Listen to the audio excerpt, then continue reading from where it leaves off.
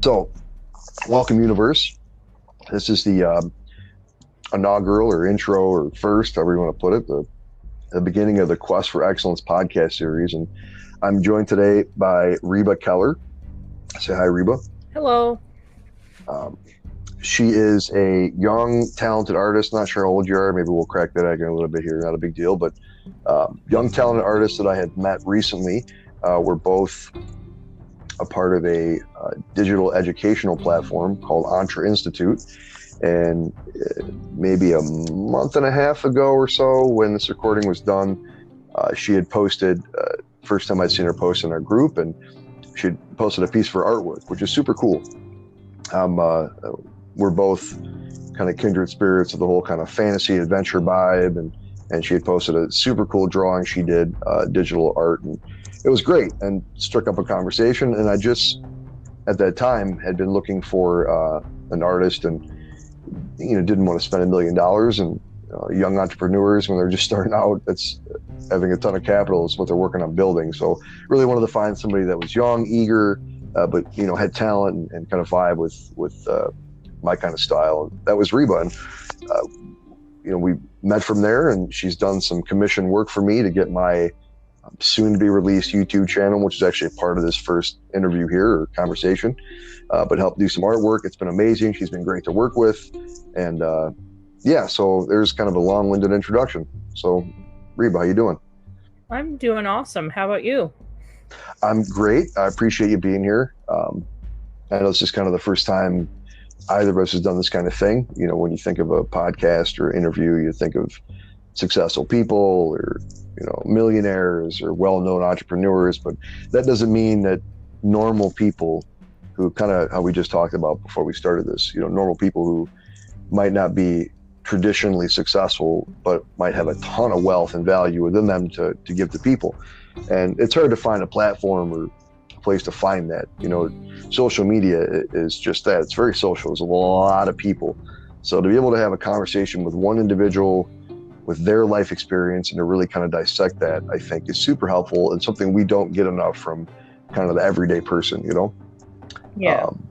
So if you want to just, before I start shooting off some general questions, just if you want to, talk a little bit about yourself, where you're from, family life, that kind of thing. And because, I know you outside of this a little bit, but we haven't gotten too much into the personal life. So maybe this will be a chance to introduce that to me and the world. All right. Well, I live in a small town in Colorado called Craig. I was born in Meeker. I was raised in Craig for most of my life. I did go to school, but at high school I dropped out maybe about 3 times because the teachers were not that great. They didn't really help me when I needed it. They kept putting me in special education, but I felt like I was smarter than people. That's just kind of the feeling, but I don't know. No, not to interrupt you, but I got to speak on that for a second. You just kind of pinpointed a huge problem with education, and I want to hear the rest of your, in the beginning of your life and all that for sure. But I gotta say, you could definitely agree based on what you just said that traditional school, grade and junior high and formative school years, they do not cater to the myriad of different personalities and interests and learning styles and that kind of thing. They just really don't. And you're a prime example. Nothing against anybody that might have to go through special education, but from what I know of you, you're a very smart, kind of typically normal, young lady. I wouldn't think that at all, but it makes sense that you might have been seen as different or whatever. Yeah. So so much shame in that, look at the guy who, Jeff Lerner runs Entre. He dropped out of high school as well. They just couldn't vibe with it. So I understand, but still carry on. So I had some problems in school and dropped out a few times. Did you end up graduating or did you get your GED after? Well, I ended up, giving up on high school, but then I went to this Job Corps that's in Colburn, and I was able to get my high school diploma and GED Nice. over there. I learned a trade from welding, and I I chose welding because I can relate with it, using it for, art projects if I wanted to do that for fun, like metal statues. And I always wanted to make some like big dragon statue someday and put it in the yard. Well, you will. Not like part of a business, but more like a side hobby type of thing, Absolutely. Now, speaking of that, at that point in your life, where some of the kind of art training or art schooling or that kind of stuff came in? Where did that kind of start for you? When I started drawing, in the beginning of my life, my mom told me I started drawing when I was 3 years old. Nice. It makes sense. And my dad discovered my art talent when I was 7 years old, when I was in first grade. And that was actually at the time when I was in the hospital getting my appendix removed because it was perforating and stuff. But my dad discovered I was an artist by drawing all the Lion King characters. And I was giving these drawings to the nurses, and like, you think of children drawings, they almost look like blobs, and you have to guess what it is, and the kid tells you that it looks, that it's completely that's me, just so you know. Go ahead. That's why I'm working with you, but carry on. Go ahead. But these drawings actually looked exactly like the characters, kind of blobby, like children drawings, but they were actually able to tell who it is and what it is. And they were like super impressed. They even And how old were you during this? I was like 7 years old at that time. 7? Gotcha. I remember just laying in that bed, and I was just drawing up a storm. Like, I was just having fun in that hospital. I didn't even think anything about the appendix at all. But then I just kept drawing with my sister because it was a lot of fun.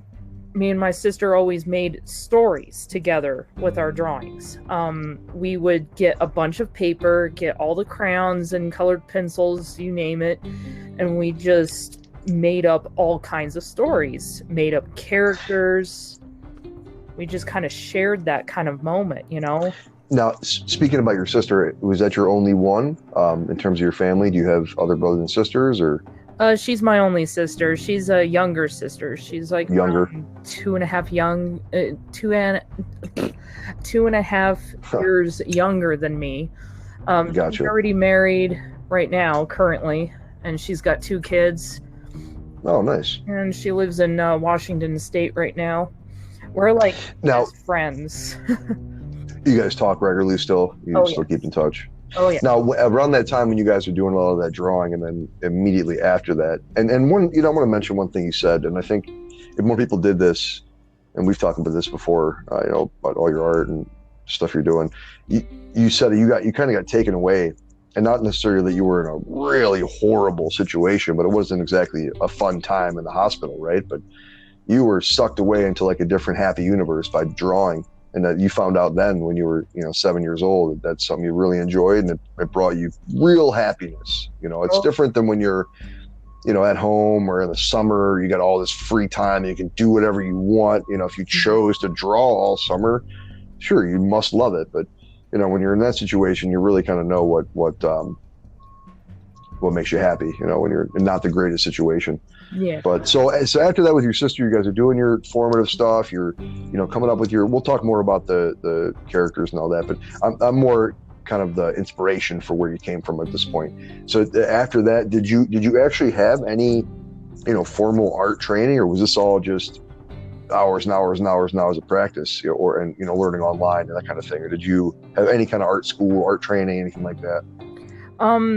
From the beginning, it was just drawing all on my own, until I went to my first year in high school. I started getting, I attended to art class in high school. That's when I really started performing better art techniques. I learned about highlighting and shading. I learned about anything what you can do with the pencil, with blending and with perspectives. This art teacher taught me about 3D type of art on paper and pencil. I think that was the best art training that I went through so far. And after that, I had to learn more on my own by, you know, like going on DeviantArt with art tutorials, how to draw specific things. And, you know, when I went to college, I know I'm getting a little ahead of myself, but when I went to college, I learned how to use Photoshop. I did an online college from Stevens Henniger. It's a graphic design that I went for, the bachelor's degree. It was only worth it when I got my very first MacBook computer with Photoshop and all the other Adobe programs that go with it. And I fell in love with Photoshop when I can just create my characters for my books just directly on there. But way before... The what? Oh, go ahead. No, I was going to say, you didn't jump ahead. The perfect flow. I wanted to kind of go from the beginning where you first started, you know, getting some kind of formal education to the college and then into kind of the digital world. So that's perfect. Yeah, carry on. Go ahead. So before I even, you know, went to high school and all of that, when I was like 13 years old, I noticed that my sister was making her own like homemade comic books. She would get a bunch of blank copy paper and like tape them all together, or you know, like drill holes into the like the spine of the book and then like put twist ties through them and stuff. And I wanted to do that. She was making her characters. She made a character that represents herself, and I kind of wanted to do that too. So at that age, I didn't know any better. I didn't know any better about you know, on copyright and all that stuff. So I started making, you know, like stories about Pokemon and about the Pokemon characters, just making my own story, just letting my imagination grow wild. Then after that, I got bored of the Pokemon stuff and I just used the NSYNC. You remember the NSYNC group, right? Of course. I fell in love with the NSYNC group. And you used the characters. That's amazing. That's awesome. Characters, yes. That's amazing. That's the funniest thing. I love it. Shame. I made 2 of them into vampires, and they had these superpowers, and the other 3 had to learn about their own superpowers. And, you know, I just made this huge... Which one was JT? Was he a vampire? The what? JT. Wasn't Justin Timberlake? Wasn't he in Sync, or was he in the other one? I forget. All 5 of them are Joey, JC, Justin, Lance. Oh, that's right. That's right. So that's Lance awesome. and Chris, I made those 2 into vampires. Gotcha. So I'm totally cool with this. I love it though. That's amazing. Real quick question about your sister. Where did she? Because it sounds like she's the one that kind of started doing this stuff. What was her initial influence? You know, was she kind of into anime stuff, or where did she get her, I guess, initial idea to start doing her comics?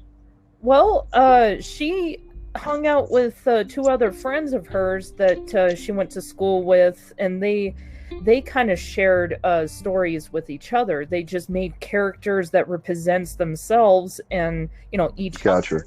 And then they made stories about their crushes and about what they want to do in their future with their crushes, you know, kind of like girly things. And yeah. Like now, was she, because the artwork and the stuff that you do is real cool. And it not that it's, and don't take this the wrong way at all, not that it's incredibly unique, but it's definitely distinct. And it's a super cool, you know, very cool digital style art. I wonder, because it sounds like you kind of got inspired by her a little bit, and her friends kind of inspired each other. But what was there some other kind of media, like you said, Pokemon for you? Was she into some other kind of mainstream media thing at that time that kind of gave them maybe a little bit of inspiration for their characters or whatever, you know, like you know, Pokemon, Digimon, whatever, any kind of anime or, you know, Yasha, anything like that? Were they like what inspired her mainstream wise, I guess? At first it was Pokemon because me and my sister watched Pokemon a lot. And Gotcha. then after that, she just kind of introduced me to other animes and stuff. Okay, so that general, gotcha. It wasn't some one specific thing Yeah. or a movie or something. It was just the general kind of anime and Yeah. Pokemon vibe. Awesome. So anyway, cool. Where were we? You were at college, right? You learned Photoshop. You were loving it. Love that you can create your own stuff, like just out of your own head and make it happen. So where did it go from there? From college, at that moment, like when I graduated from college, I didn't know what to do with my book ideas. But what I want to talk about first, before I go a little further than this, I want to talk about how I graduated from, well, not really graduated from a school, but, transformed from instinct loving to my actual Theo characters. So when I lived in Colorado Springs for like 6 months, I tried to get a welding job over there, and I had a boyfriend back then, and we were more like friends than a relationship type of thing. But I don't want to get too deep in that. No, you're cool. But at that point, I was I was realizing that my instinct stuff was, it was fun, but I wanted to do my own stuff. I wanted to create my own characters. So I started pulling up some old characters that I made up a long time ago. So I started, making them have a meaning and a purpose into my stories. So I kept the main type of storyline, but I just replaced the characters. So now we're going to go back to the part where I already graduated from college. I tried to contact other people from DeviantArt. How do they get their stuff out there? Like, what are they doing to get themselves famous? Obviously, they didn't answer me. There's a lot of stuck-up people in there. It just seems like that, but maybe they're not. I don't know. But at that point, I'm not even at this point. I'm not that famous yet. But I wanted to know their secrets. Like, how are they doing it? But I tried to do my own things by drawing my characters and just post it. Yeah, let me step in there. Okay. That perfect kind of segue. Did you change something with your audio? I can hear my. Oh, there we go. Now it's gone. Anyway, so at this point, you have some, art skill. You've been doing it for a while. You found Photoshop. You've done some work. You've had some instruction on how to do art, and this is kind of where I want to get to the meat of I guess the point of this whole podcast series, the idea of that we're all on a quest for excellence that literally never stops. And there can be times when you might not be seeing a lot of results. There might not be a lot of outside validation, but there still has to be that spark that keeps you going. I heard something recently from Jay Shetty. If you don't know who he is or who you guys listening, he's a thought leader, inspirational guy online. There's a whole bunch of cool stuff. Was a monk for a few years. Just released a book about being a monk, and a lot of things he talk about are now. If you all that stuff goes away, but you can still have hope. That's what he talks about. Kind of what monks deal in is just basically just hope. And if you can still have that hope and that spark and continue on with your passion, which you definitely have, and that's the secret I'm trying to uncover. Maybe not, the secret of how to become a millionaire, but how to even get to the point where that's even a possibility, or where you can be exposed fully and welcome that. And for you, you had skill, you had passion, going back to when you were in the hospital and it was something that was keeping you going and, making you happy, and you loved it up until this moment. You still love doing it. And you have, I got to be honest, we worked together for a few weeks and I liked what you were doing. For anybody listening who's looking for some kind of commission work for, a young artist or whatever, I got to tell you, Reba was one of the easiest people to work with in terms of, you know, immediate responses, listening to details, having a great attitude, good candor, all that stuff. I haven't had a problem whatsoever. So that was a little PSA for you. Somebody's looking for some artwork. But anyway, so, you know, we worked together a bit, and then, you know, one day last week we had a longer conversation. You started showing me some of your work, and I got to be honest, I'm not saying this to make you feel better or really even for anybody else. This is just coming from me. You have so much content, and you, from what you told me, it was just the tip of the iceberg, and I'm still blown away by just the size of the art catalog. And not just that, but you talk about when you guys were kids doing cardboard cutouts and making little comics. You have it set up in such a cool, arty, digestible comic style. From what I saw, it was awesome. Looked slick. You know, and we're probably not going to go too in depth into the story. I'm going to leave that to people that are interested, can go find you and dig more into it and connect with you. But so we're not going to go into the deep, dark depths of your world and your characters and all that. But I got to admit, it was really cool, even for me, who I am a fan of anime, but I'm not your traditional kind of anime guy. You know, I've seen a whole slew of anime in my life and love the kind of fantasy world, but this specific kind of art that you do is not right up my alley, but I loved it. It was super cool. And again, just the amount of work you've done. And what I'm getting at is, I know this took you a long time. This wasn't just a couple of months of work. It sounds like now this started from when you were really young, at least the ideas, even maybe pre-NSYNC era or around then. You had an idea of the beginnings of this universe. And from someone who also started writing a novel and has an idea for a cool kind of fantasy book, I get that kind of long-term thought process. But the fact that you had the gonads to see it through and still produce the work, even when you were having, you know, quote unquote successful people slam the door in your face, just talk on that a bit. What inspired you to have that drive to keep going and stick to your guns, regardless of, you know, any kind of reward? You know, what kept you going? Well, there's, you see, I always like to, sit down and daydream about my characters. And there's sometimes I will come up with, to songs that remind me about my characters, and I start playing it like a movie in my head. And what really drives me is seeing my characters coming to life on motion picture. That is my bigger dream beyond my books. I want to see my characters on TV used by CGI to make them as realistic as possible.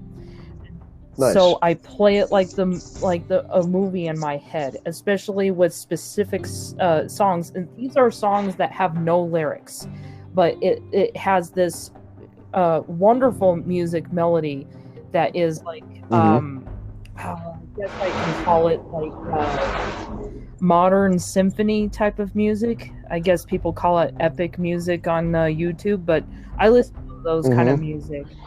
That kind of music, and I just imagine my characters to life, and it just goes beyond all the negativity that I went through, you know, like push aside all the doubts. I push aside all of the, you know, the negative crap that I heard from other people, or what they, you know, saying, well, I don't know, you gotta be careful. I push that aside because I don't want to just, you know, listen to them. I want to listen to my inner voice saying, you can do it, you know? Right. Well, and it's interesting, you know, something you just said, you talked about wanting to make movies with it, and even, you know, I immediately thought of you producing like some kind of Cartoon Network cartoon, you know, something cool, some morning cartoon or something like that. But, you know, that the way that you described it, you really talked like and even now thinking about what I saw of your strips, your comic strips, you're like building a ginormous storyboard. You know, you call it comics, but you're really kind of, you know, producing a storyboard for your future film or you know, cartoon, whatever you want to call it. And that's really what it kind of feels like. It really clicked with the way you just described it like that. And And it's funny that, as fledgling as we might be into the entrepreneur world, we each have our own strengths and weaknesses and stuff we've learned and all that. You in terms of this, you've been doing this for how many years have you been working on this? Just generally, how many years has it been? Okay, let's see. Right now I'm 32 years old, and I've been doing it ever since I was 13. I remember being 13 years old, and I just started thinking about making a book, so that would be almost 20 years. Yeah. Almost 20 years. Like, and look, this is also part of the reason why I'm doing this series, this podcast, this videos, whatever the hell you want to call them. It's hard for people to how many times have you thought that and spoke that out loud to give you kind of even more internal fuel and ammunition to keep going? Like, you've been at this for 20 years. I could not, and most people can't do what you can do. And I think if you can embrace that, realize that, and keep doing what you're doing, and keep being as vulnerable as possible, right? Because you're a very honest person, you're very honest with me, you've been very open. But if you can keep doing that and keep focusing on what you're doing, I think you will have great success and could make a movie or whatever. And success is defined differently to all of us. But I think for you, getting your work out there and even having some people appreciate it, on maybe a medium to large scale, maybe not the entire universe, but hey, you never know. But I feel like if you just got your word out there and found people to connect with, and look, the reason why we're all doing this is, in the end game, let's be completely honest, we're trying to make a living, and to be an entrepreneur is to make money. So we're just being realistic about it. Yeah.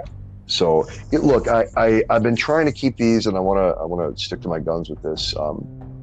We're reaching about the 30-minute mark, which I really want to keep these right around a half an hour for the future, to just quick little nuggets for people to learn from. And that said, I would like to probably do another one of these with you later on. We can get more detailed into maybe some of the art stuff and your story and the style. But if you want to take the next minute or two, the floor is yours. Talk about where anybody can go to check out your stuff.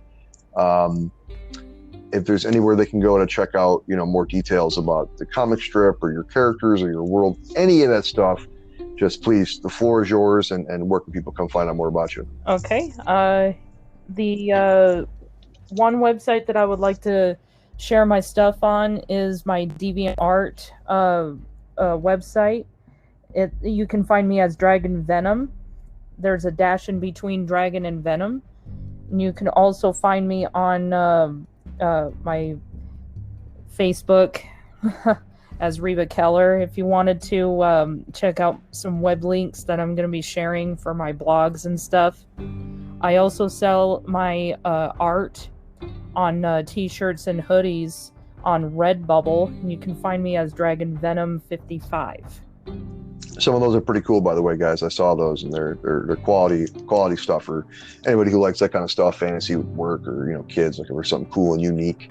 But anyway, so I got you. It's your Facebook and your DeviantArt, and then you said you got a blog coming out, which I'm going to put links, below in the description for this. And yeah, if anything gets updated, I'll make sure we add it. But I don't have my blog so that's awesome. just yet, but I'm still working on my very first blog. So when you do, which I saw, it looks good. It's a nice work in progress, and that's really all. Again, what this is all about. We're all here working together.